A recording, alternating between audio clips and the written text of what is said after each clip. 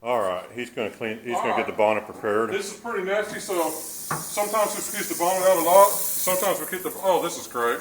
Sometimes we keep the bonnet soaking wet. They don't have a sink spare, so to speak, up here. I feel sorry for them.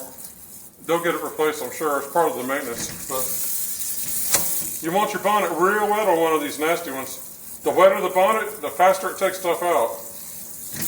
Yeah, you have to do what you think's right on that. You don't have to get the bonnet soaking wet for some carpets, but for this one, he's going to go with I can squeeze it out enough that I'm not dripping everywhere, and I'll throw the bonnet down and get to work. He's going to keep the bonnet pretty wet for this one, just because we're doing a lot of scrubbing. Yeah.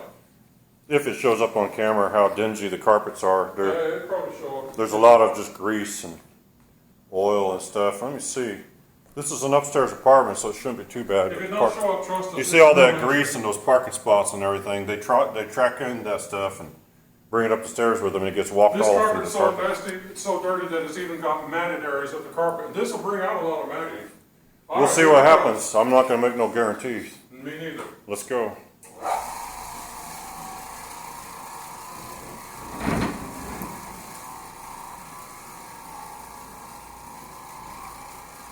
Now this carpet was so dirty that you're probably going to see occasionally stuff being brought up by the bonnet. It's going to pull stuff from deep down in the carpet that's embedded, because you know, you'd have to vacuum 5 or 6 times to get all that embedded stuff loose enough to pick up.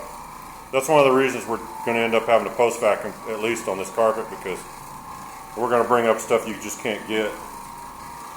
It's not going to absorb it, and even extractors don't really absorb all that stuff. The good news is it's coming real clean. Hold on a second, one of the maintenance guys might want something. No, he left. Keep making a video. He just wanted to see if we're almost done. They want back in. He had a big smile on his face. I think it's because they knew what we were into on this one. Yeah, they knew it was bad. Yeah, we have a funny relationship with the maintenance guys on this property. They think it's funny when we get a really bad carpet.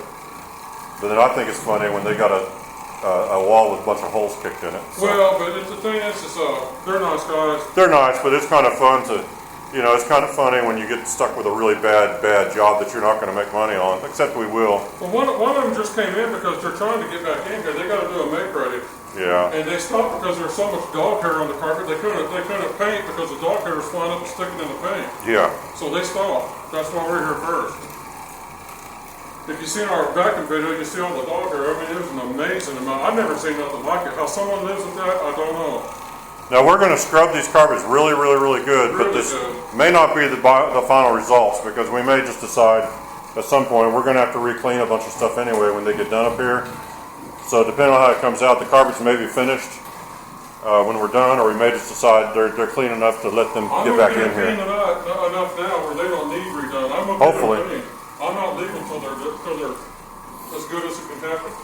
A lot of people ask us, is it better to do this or extract? And like I said, I do any method I can.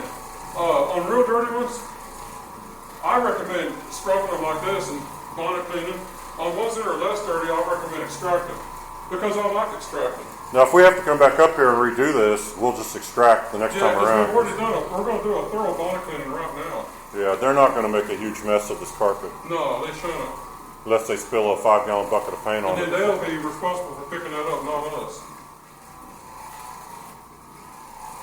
Because we're supposed to be done. They've got all the blinds and everything pulled down up here, so we kind of have a blown out lighting effect, so I don't know if you can see what we're doing real good on camera. It's kind of, might be a little difficult depending on how the camera adjusts for it. Yeah, there's some little things coming up here and there. Little crumbs of stuff. Well, we kind of expect. Have you flipped that bonnet yet?